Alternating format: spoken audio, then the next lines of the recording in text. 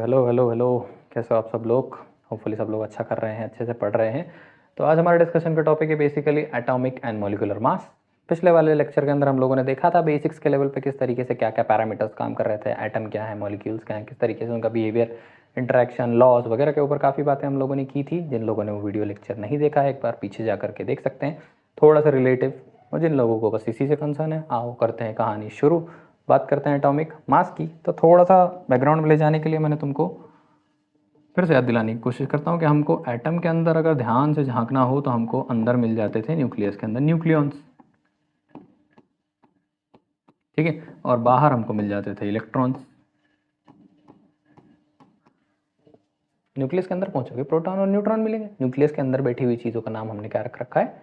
Nucleons रखा हुआ है।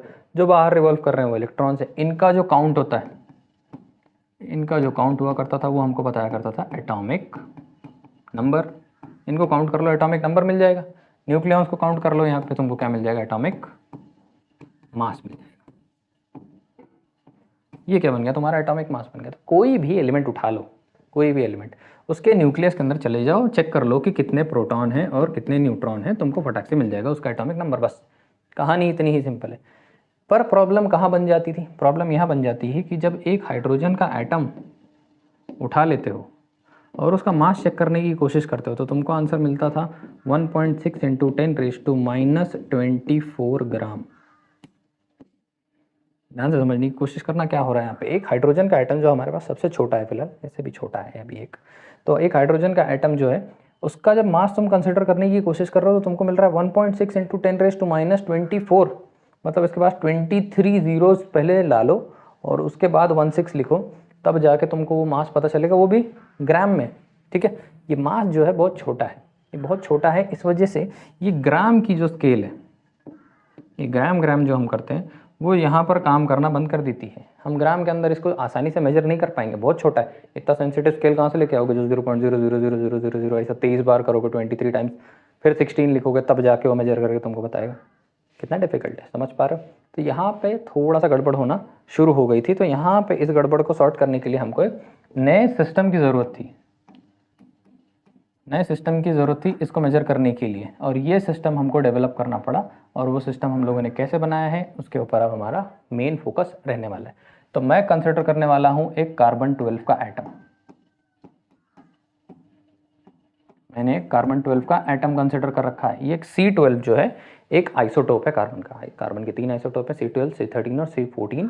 ठीक है, ये आइसोटोप मैंने क्या कर रखा है यहाँ पे कंसिडर करके रखा हुआ है। इस आइसोटोप की खास बात यह है कि इसके एक एटम का वेट 1.99 इंटू 10⁻⁻24 ग्राम्स का है। पता चला हमको, हम लोगों ने मिलकर डायरेक्ट ड्रॉप एक्सपेरिमेंट वगैरह करके इसके अंदर पता कर लिया है। हमने क्या कर लिया, हमने इस कार्बन एटम को 12 पीसेज में डिवाइड कर लिया।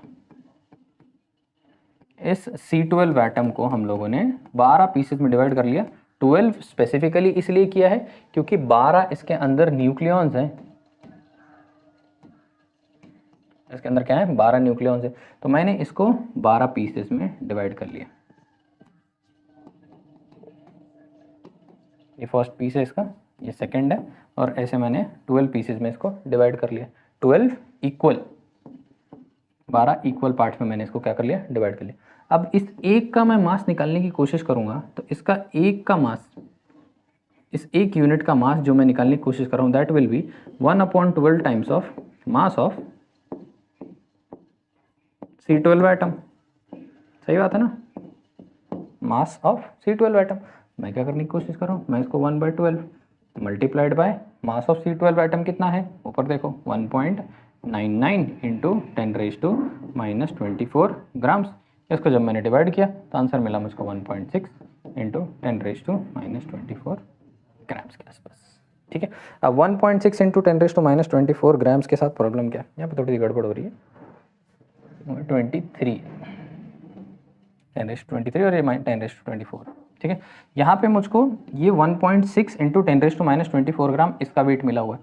अब अगर एक C12 एटम को देखने की कोशिश करो तो ये एक C12 का एटम, ये प्रोटॉन है अंदर और ये न्यूट्रॉन है। ये प्रोटॉन प्लस न्यूट्रॉन मिल करके टोटल कितने थे?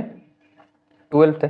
मैं बोल सकता हूँ कि ये प्रोटॉन है, दूसरा है, तीसरा है, ऐसे टोटल 6 प्रोटॉन। उसके बाद मैं बोल सकता हूँ कि 6 न्यूट्रॉन है। एक प्रोटॉन का वेट मुझको नियरली पता चल गया, एक एक यूनिट का वेट उसका नियरली पता चल गया। चलो इस नज़रिए से भी नहीं समझ में आता। तो ये जो यूनिट मुझको मिली हुई है, इसको हम लोगों ने एक नया नाम दे दिया। इसको हमने बोलना शुरू कर दिया कि आज से इसको हम बोलेंगे एक यूनिट बोलना शुरू कर देंगे, और इसके ही रेफरेंस से हम आज के बाद सारे मेजरमेंट्स करने वाले हैं। हम लोगों ने एक नया सिस्टम यहाँ पे एस्टेब्लिश किया, और इस सिस्टम के अंदर ये जो वेट हमको मिला 1.6, इसके हिसाब से हमने क्या बोला कि एक atomic mass unit will be equal to 1.6 into 10⁻⁻24 ग्राम।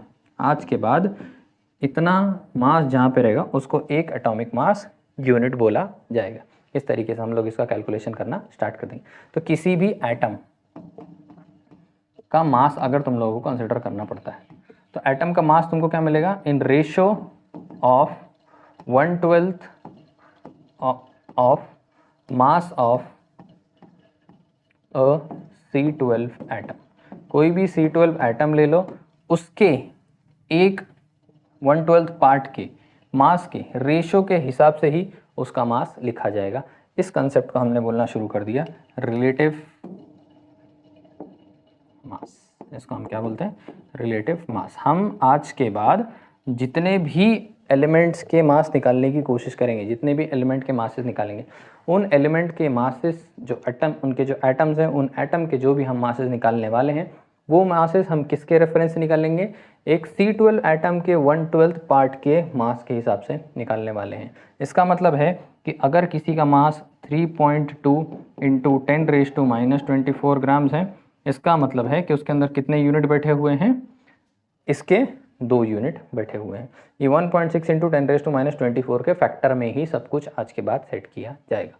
और एटॉमिक मास मेजर करने की हमारी यूनिट आज से बनेगी 1 AMU। इसको हम क्या बोलना शुरू कर देंगे, 1 AMU बोलना स्टार्ट कर देंगे। सिंपल है, कुछ मुश्किल नहीं होनी चाहिए। मुझको लगता है इतने तक सिंप्लीफाइड कर दिया है। तो बस इतनी सी ही बात है कि आज के बाद जहाँ पर भी तुम एटॉमिक मास कैलकुलेट करोगे, वो एटॉमिक मास तुम कैलकुलेट करोगे एटॉमिक मास यूनिट में, जिसको U बोला जाएगा। एक यूनिट की वैल्यू 1.6 इंटू 10⁻⁻24 ग्राम के बराबर होगी। ठीक है, और बस इतनी ही बात तुम लोगों को याद रखना है। और एक हाइड्रोजन एटम का मास तुम लोगों को याद रखना है। बहुत सिंपल है, समझ रहे हो। तो हमारा smaller scale system atomic mass unit में चलने वाला है, बस इसी के ऊपर बैठा हुआ है। नेक्स्ट क्वेश्चन है कि mass of an atom of oxygen is 26.56896 into 10⁻896 into 10⁻⁻24 gram. What is the atomic mass of oxygen in AMU। ऐसा होना चाहिए था।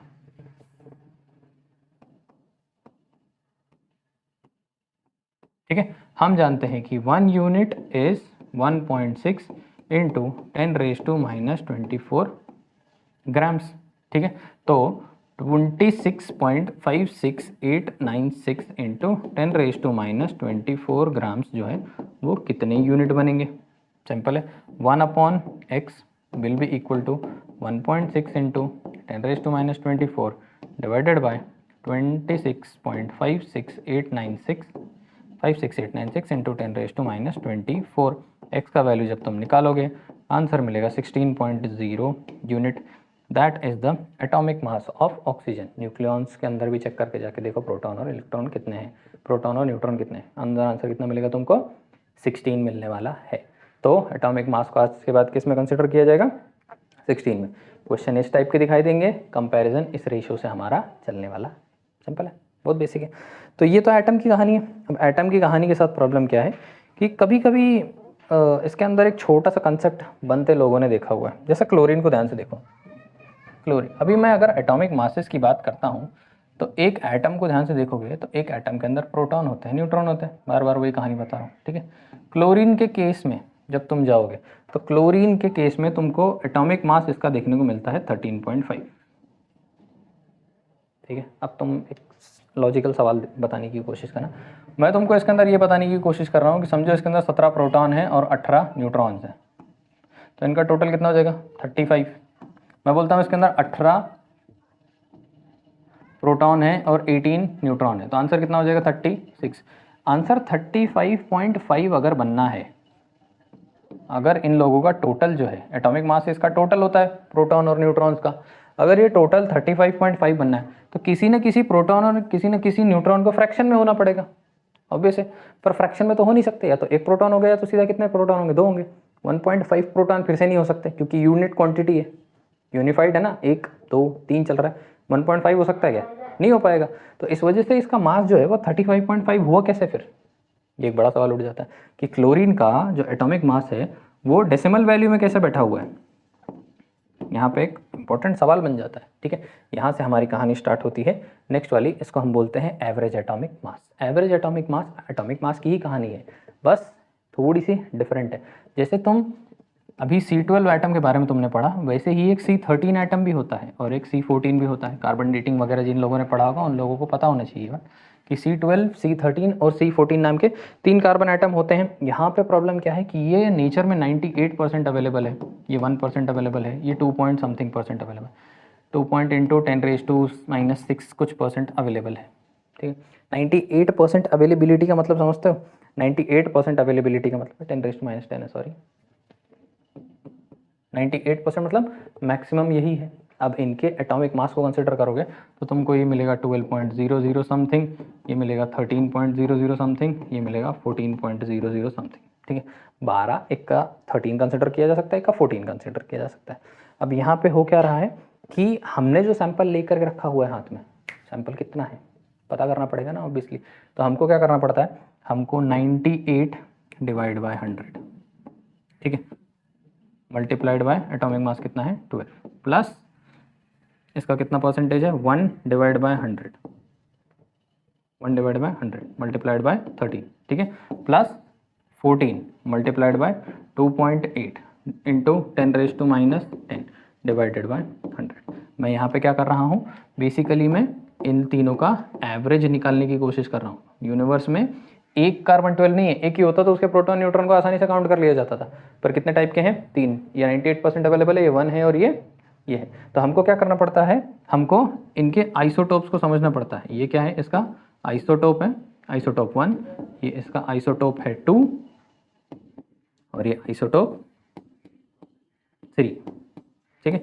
आइसोटोप 1, आइसोटोप 2 और 3, ये 3 एक दूसरे को क्या है, आइसोटोप्स है। 3 टाइप के कार्बन हमको एग्जिस्टेंस में मिल रहा है। अब यहाँ पे क्या हो रहा है, ये 98% है, तो 98 multiplied divided by 100 multiplied by 12, 1 divided by 100 multiply by 13, 2.8 into 10⁻10 divided by 100, क्योंकि परसेंटेज में है इसलिए डिवाइड करना पड़ रहा है हमको, मल्टीप्लाइड बाय जो भी उसका एटॉमिक मास है। इन तीनों को जब एवरेज निकालोगे तो तुमको 12.006 ऐसा कुछ तो मिल जाएगा। तो ये तुम्हारे C12 एटम का एवरेज एटॉमिक मास है, समझ में। इसके अंदर प्रोटॉन और न्यूट्रॉन 12.006 नहीं है, इसके अंदर फिक्स्ड है, इसके अंदर फिक्स्ड है, इसके अंदर फिक्स्ड है। लेकिन हमारे पास सिर्फ अकेला C12 एटम नहीं है, कॉम्बिनेशन है, उसके अंदर 13 भी है 14 भी है, पर इतना उसके अंदर 12 है, इसके अंदर इतना 13 है, इतना उसके अंदर क्या है 14 है। इस वजह से तीनों के मासेस का एवरेज हमको निकालना पड़ता है, वो भी average according to their abundance. जो सैंपल तुमने ले रखा है उसमें 98% C12 है, छोटा सा परसेंट C13 है, छोटा सा परसेंट C14 है, उनका हमको क्या निकालना पड़ता है, एवरेज। ये एवरेज जब हम निकालते हैं तो इस एवरेज के कंसेप्ट को क्या बोलना शुरू कर देते हैं, average atomic mass. Average atomic mass जो है वो डेसिमल वैल्यू रख सकता है, क्योंकि ये 3 एटॉमिक मासेस के एवरेज से बना हुआ है, इस वजह से ये डेसिमल वैल्यू रख सकता है। पर दूसरे वाले केस में जब तुम सिर्फ एक आइसोटोप के एक वैल्यू फाइंड आउट कर रहे हो, एक आइसोटोप के एटॉमिक मास फाइंड आउट कर रहे हो, तो उस केस में उसके सम होते हैं, प्रोटॉन और न्यूट्रॉन की काउंट होती है, वो काउंट कभी डेसिमल में नहीं जा सकती, ठीक है। जैसे तुम सोडियम को पकड़ लो, तो सोडियम का कोई प्रॉब्लम नहीं, सोडियम का सीधा सीधा आंसर आता है 23। इसके भी आइसोटोप्स वगैरह की बात होगी, ठीक है नहीं है क्या है उसके ऊपर बाद में डिस्कस। फिलहाल मैं तुमको समझाने की कोशिश कर रहा हूँ। सोडियम पकड़ा, सोडियम के अंदर देखा तो प्रोटॉन न्यूट्रॉन मिले कितना, सीधा 23, ठीक है। और अपने पुराने वाले टेक्निक से भी लगाओगे, ये वाले टेक्निक से, तो कितने यूनिट्स हैं उसके अंदर, 23 यूनिट्स, 23 इंटू 1.6, उतना उसको क्या मिल जाएगा, ग्राम में वैल्यू मिल जाएगी। तो ये कहानी है एवरेज एटॉमिक मास की, बड़ा सिंपल है, समझ गए। तो तुमको मैंने क्या क्या समझाया, अभी तुमको मैंने समझाया कि एटॉमिक मासेस क्या है, अभी मैंने तुमको समझाया उसके बाद रिलेटिव मास, ये रिलेटिव एटॉमिक मास जो उसी का कंसेप्ट है, उसके ऊपर ये क्वेश्चन। नेक्स्ट मैंने तुमको एवरेज एटॉमिक मास के बारे में बताया, नेक्स्ट में तुमको मॉलिक्यूलर मास के बारे में। मॉलिक्यूलर मास बड़ा सिंपल है, एक मॉलिक्यूल जो है 2 एटम को मिला करके बना हुआ है, ठीक है। इसका मास जो होगा इसके और इसके मास के इक्वल होने वाला है। अगर ये Na है, ये Cl है, तो ये NaCl है। ये अगर 23 है, ये 35.5 है, तो ये 58.5 बन गया। बस बात खत्म। मॉलिक्यूलर मास में कोई ज़्यादा झंझट नहीं। मॉलिक्यूलर मास बहुत सिंप्लीफाइड और बहुत ईजी चीज़ है। मॉलिक्यूलर मास में तुमको सिर्फ ये देखना है कि अंदर उसके कंस्टिट्यूएंट क्या क्या हैं। कंस्टिट्यूएंट्स को समझ लोगे, बड़े आसानी से सॉल्व हो जाएगा। सिंपल है। कोई भी ले लो, MgCl ले लो, कुछ भी ले लो, MgCl2 30 24, ठीक है। Mg का कैलकुलेट करो, Cl2 का, Cl इसके अंदर 2 है, तो 35.5 मल्टीप्लाई बाई 2 करोगे, 23 का 24 करोगे, ऐड कर दोगे, आंसर जो तुमको मिलता है वो इसका मॉलिक्यूलर मास है। तुम लोग कर चुके हो ये चीज़ पहले भी, 8th स्टैंडर्ड के अंदर बेसिक लेवल पे ये चीज़ तुमको बताई जाती है, तो मुझको नहीं लगता कि वहाँ पे कुछ प्रॉब्लम होनी चाहिए। बहुत सिंपल है, बेसिक्स है। चले नेक्स्ट बात कर लेते हैं। नेक्स्ट हमको कुछ इंपॉर्टेंट चीज़ पे बात करनी है, मोल कॉन्सेप्ट।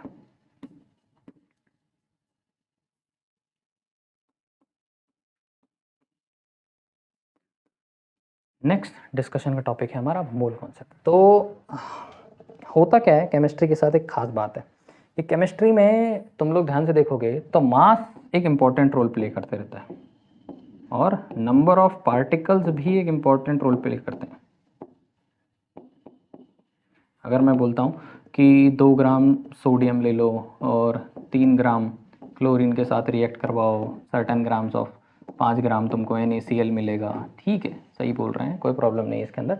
लेकिन इसके अंदर मुझको दिखता है कि एक सोडियम का एटम एक क्लोरीन के एटम के साथ बॉन्ड कर रहा है, पर यही हरकत जब मैग्नीशियम के साथ होती है तो एक मैग्नीशियम 2 क्लोरीन के साथ बॉन्ड करने लगता है, ठीक है। ऐसे जैसे जैसे तुम आगे बढ़ते हो तुमको इसके अंदर एक बात खास देखने को मिलेगी कि इंपॉर्टेंस इस बात की क्या है कि इसके अंदर तुम ग्राम और इसके वेट पर भी कॉन्सेंट्रेशन लगा रहे हो। दूसरा, इसके अंदर कितने पार्टिकल बैठ रहे हैं, वो पार्टिकल तो Mg1 Cl2, तो अगर तुमको 5 आइटम Mg के लेने पड़ेंगे तो 10 आइटम तुमको Cl के लगने वाले हैं, तब जाके तो कॉम्बिनेशन होगा। तो यहाँ पे मुझको लगता है कि क्या कितना मासेस डाले जा रहे हैं, क्योंकि मास को तो हम कंट्रोल कर सकते हैं ना, 5 ग्राम डालो 10 ग्राम डालो, आइटम नहीं गिन के डाल पाओगे, पर मास को कंट्रोल कर सकते हो, तो वो एक कंसिडरेबल फैक्टर होता है। और नंबर ऑफ पार्टिकल जो होते हैं वो भी एक कंसिडरेबल फैक्टर होता है, इनको भी कंसिडर करके चलना पड़ता है अपने को। तो हमको कोई ऐसी मेजरमेंट करने की टेक्निक चाहिए थी जो इन दोनों को कवर कर सके। तो यहाँ से कहानी स्टार्ट हुई mole concept and Avogadro's number की।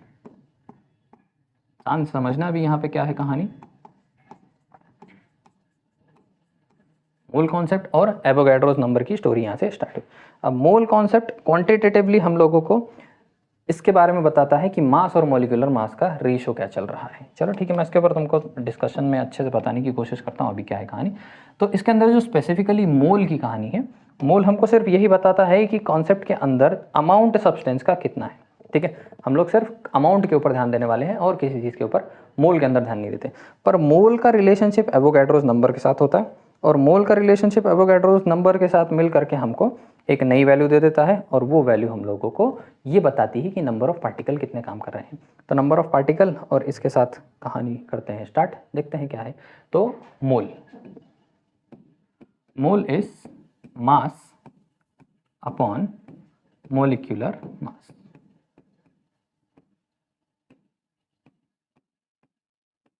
मोल की वैल्यू क्या है कि मोल मास अपॉन मोलिकुलर मास का सिंपल एक रेशो है। हम हमारे हिसाब से कंसेप्ट जब भी लेकर के आने की कोशिश करेंगे बीच में मोल का, तो उसके अंदर हमको सिर्फ इतनी ही बात याद रखनी है कि जो भी सब्सटेंस का अमाउंट तुमने ले रखा है हाथ में, 10 ग्राम 15 ग्राम 70 ग्राम 80 ग्राम, जो कुछ भी तुमने उसके अंदर ले रखा है, वो अमाउंट तुमको मास में मेजर करना है, जो एक्चुअली में तुमको समझ आती है। मास ये समझ में आता है तुमको, ग्राम किलोग्राम ही समझ में आता है, ये तो समझ में आता नहीं। एटॉमिक मास यूनिट को तुम अपने स्केल पे यूज़ कर नहीं सकते, तुम सिर्फ उसको कंसीडर करने की कोशिश करो, सिंपल है।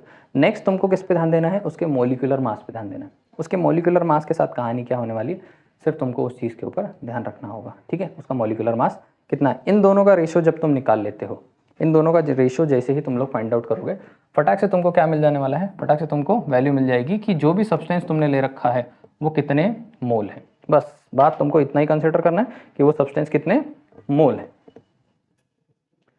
सो डिस्टर्बेंस के लिए थोड़ा सॉरी, इसके अंदर बीच बीच में कुछ ना कुछ होते रहता है। तो हम लोग बात कर रहे हैं मोल की।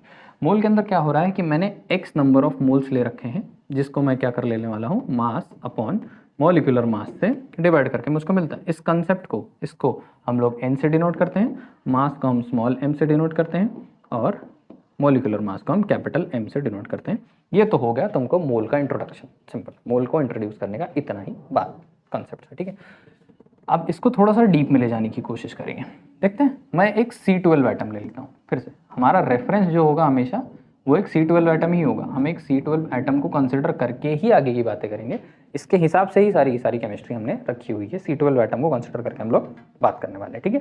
तो एक C12 एटम मैंने ले रखा, तो मुझको मालूम है कि 1.99 इंटू 10⁻23 ग्राम इसका एक एटम का वेट है। तो ग्राम पर एटम बोल सकता हूँ मैं इसको, ठीक है। इसका मास अगर मैं निकालने की कोशिश करूँगा, मॉलिक्यूलर मास है, चलो थोड़ा और अच्छे से बताने की कोशिश करता हूँ। मॉलिक्यूलर मास इसका कितना है, 12 यूनिट। ये तुम लोगों ने अभी पीछे देखा, ठीक है। अगर इसी को डिवाइड करूँ, मल्टीप्लाई करूँ, तो आंसर मिलेगा 1.99 इंटू 10⁻23 ग्राम्स पर एटम। ग्राम पर एटम मैं इसके लिए लिख रहा हूँ क्योंकि मैं तुमको ये बताना चाहता हूँ कि एक एटम का वेट कितना है, ठीक है। तो एक C12 एटम मैंने अगर लिया हुआ है तो उसका मॉलिक्यूलर वेट है 12 atomic mass units, that is equal to 1.99 into 10⁻23 grams per atom. ये मैंने मेरा सैंपल ले रखा है, ये सैंपल के स्पेसिफिकेशन। मैं मोल की कहानी जानता हूँ, मैं मोल की कहानी जानता हूँ कि number of moles is mass upon molecular mass, सही है। तो अगर नंबर ऑफ मोल मेरे को 1 चाहिए, अगर मेरे को 1 मोल सब्सटेंस लेना है तो मॉलिक्यूलर मास तो फिक्स रहेगा 12 यूनिट। तो मेरे को मास कितना लेना पड़ेगा, 12 ग्राम्स लेना पड़ेगा। अगर मैं मास 12 ग्राम लूँगा तो ऑटोमेटिकली ये 1 मोल हो जाएगा। अगर मैं मास 24 ग्राम ले लूँगा तो ये कितना बन जाएगा, 2 मोल बन जाएगा। अगर मैं मास 36 ग्राम ले लूँगा तो ये 3 मोल बन जाएगा। पर मैं सिर्फ 1 मोल कंसिडर करने की कोशिश कर रहा हूँ। तो मैं क्या करता हूँ, मैंने मास ले लिया उसका कितना, 12 ग्राम्स। मैंने हाथ में सैंपल लिया हुआ है 12 ग्राम्स पर मोल, 12 ग्राम पर मोल। ध्यान से समझना, मैंने हाथ में जो सैंपल लिया हुआ है वो कितना लिया है, 12 ग्राम लिया हुआ है, 1 मोल लिया हुआ है बराबर। मैं क्या बोलने की कोशिश कर रहा हूँ, 12 ग्राम लिया हुआ है या फिर 1 मोल लिया हुआ है, 1 मोल 12 ग्राम, ठीक है। नहीं समझ में आता, number of moles is mass upon molecular mass, ठीक है। मॉलिक्यूलर मास फिक्स्ड रहेगा, कितना रहता है वो, 12 यूनिट्स। ये हम लोगों को मालूम है एटॉमिक मास यूनिट के हिसाब से। नंबर ऑफ मोल अगर मेरे को 1 चाहिए तो ऊपर आंसर आना चाहिए 12, ठीक है। अगर नंबर ऑफ मोल मेरे को 2 चाहिए फिर से, तो ऊपर आंसर आना चाहिए 24। तो नंबर ऑफ मोल मेरे को कितना चाहिए था, 1 चाहिए था। तो मैंने ऊपर सैंपल कितना लिया, 12 ग्राम्स लिया। तो 12 ग्राम कितने में, 1 मोल में। तो 12 ग्राम्स पर मोल, ये क्या बन गया मेरा, मास बन गया। 12 ग्राम्स पर मोल, ये क्या बन गया मेरा, मास बन गया। समझ रहे, पकड़ के चलना थोड़ा सा मुश्किल है, ठीक है। अब मैंने हाथ में जो सैंपल ले रखा है, ये सैंपल का मास है 12 ग्राम पर मोल, ठीक है। इसके अंदर बैठा हुआ एक एटम, इसका मास है 1.99 इंटू 10⁻23 ग्राम्स पर एटम। ग्राम पर एटम नहीं कंफ्यूज हुए होगे तो पीछे चले जाना वापस से। ऐसे इसके अंदर n नंबर ऑफ एटम्स बैठे हुए हैं, सही है ना। सबका मास इतना ही है, सबका मास इतना ही है। तो अगर मैं ये फाइंड आउट करने की कोशिश करूँ, number of atoms, number of atoms अगर मैं फाइंड आउट करने की, तो पूरा मास कितना है, 12 ग्राम पर मोल डिवाइडेड बाय एक का मास 1.99 इंटू 10⁻23 ग्राम्स पर एटम, ठीक है। इन दोनों के मैग्नीट्यूड को जब डिवाइड करोगे आंसर आएगा 6.023 इंटू 10⁻23, और ये एटम और इसकी यूनिट बन जाएगी एटम्स पर मोल, ठीक है। नंबर ऑफ एटम्स, ध्यान से समझना अब यहाँ पे क्या होने वाला है। ये मिले तुमको नंबर ऑफ एटम। इससे मैं क्या कंक्लूड करने वाला हूँ, मैं इससे कंक्लूड कर रहा हूँ कि मैंने 1 मोल अगर सब्सटेंस लिया था तो उससे मुझको मिले 6.023 इंटू 10⁻23 एटम्स, ठीक है। तो पूरे ब्रह्मांड में आज के बाद अगर तुम कोई भी चीज़ 1 मोल उठाओगे तो उसके अंदर नंबर ऑफ पार्टिकल तुमको कितने मिलेंगे, 6.023 इंटू 10⁻23 पार्टिकल्स तुमको उसके अंदर मिलने वाले। पूरे सिस्टम में ध्यान से समझना, कोई भी एलिमेंट लो, कोई भी मॉलिक्यूल लो, अगर तुमने 1 मोल उस मॉलिक्यूल का लिया हुआ है तो 1 मोल के अंदर तुमको इतने पार्टिकल देखने को मिलेंगे। इसी नंबर को एवोगैड्रोस नंबर बोला जाता है।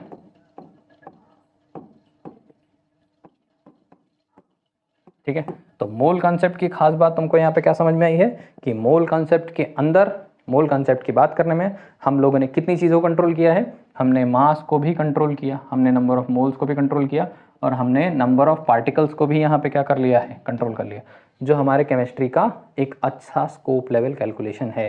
केमिस्ट्री में मास और नंबर ऑफ पार्टिकल दोनों पे नियंत्रण लेना ज़रूरी है। इस वजह से मोल और एवोगैड्रोस कॉन्सेप्ट एक बहुत डिस्टिंक्ट इम्पॉर्टेंट पॉइंट बन जाता है। ये बात तुम लोगों को याद रखनी है। इसको अगर भूलोगे गड़बड़ होगी, आगे समझने में परेशानी होगी। तो फटाफट इसको कॉपी करेंगे, मैं देखूंगा अपनी नेक्स्ट कहानी क्या है और हम मूव करेंगे नेक्स्ट पॉइंट में।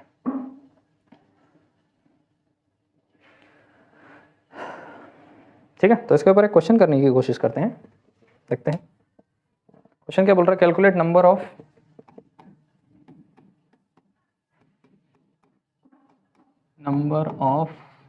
क्या कैलकुलेट करने बोला है, एटम्स इन,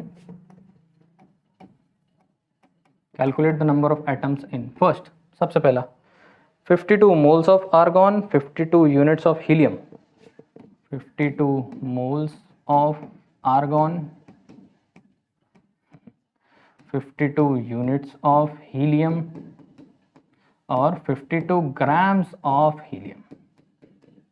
क्वेश्चन आप लोगों के स्क्रीन पर है, एक बार पीछे रखे हुए तीनों कॉन्सेप्ट का यूज़ करके इसको सॉल्व करने की कोशिश करो, देखो क्या है कहानी, आ जाएगा समझ में। ठीक है, पहला वाला मैं बताता हूँ। 1 मोल, अभी मैंने तुमको बताया 1 मोल अगर तुम कुछ भी लोगे तो उसके अंदर 6.023 इंटू 10⁻23 पार्टिकल्स मिलेंगे। अब वहाँ पार्टिकल लिख रहा हूँ, वहाँ पे एटम लिखा था, एक ही बात है। 1 मोल लोगे तो 6.023 पार्टिकल मिलेंगे, क्योंकि कभी यहाँ पे एलिमेंट रहेगा, कहीं मॉलिक्यूल लिखा रहेगा कोई ना कोई। आर्गॉन की जगह समझो NaCl लिखा होता तो मॉलिक्यूल बोलना पड़ता, आर्गॉन लिखा है इस वजह से एलिमेंट का एटम बोलना पड़ेगा। तो कभी ये रहेगा कभी ये रहेगा, इस वजह से एक जनरल रूल बना दिया अपन उसको पार्टिकल बोले। 1 मोल अगर होता तो 6.023 इंटू 10⁻23 हो जाता। ठीक है, कितने मोल हैं, 52 मोल्स हैं। 52 मोल हैं तो भैया इस साइड के वैल्यू को 52 से मल्टीप्लाई कर दो, बात खत्म हो गई। 52 के वैल्यू से मल्टीप्लाई कर दोगे, बात हो गई खत्म, और ये बात क्लोज हुई, बात हुआ, हो गया, बस इतना ही। ठीक है, 52 इंटू 6.023 इंटू 10⁻23 मल्टीप्लाई कर दोगे, फटाफट आंसर मिल जाएगा, सिंपल है। नेक्स्ट क्वेश्चन क्या है, 52 units of helium, 52 atomic mass unit of helium. ठीक है, कोई बात नहीं, अकल लगा के सोचने की कोशिश करो ध्यान से। एक हीलियम के एटम को कंसिडर करो, 2 इलेक्ट्रॉन है, अंदर 4 बंदे बैठे हुए हैं, प्रोटॉन और न्यूट्रॉन मिलके।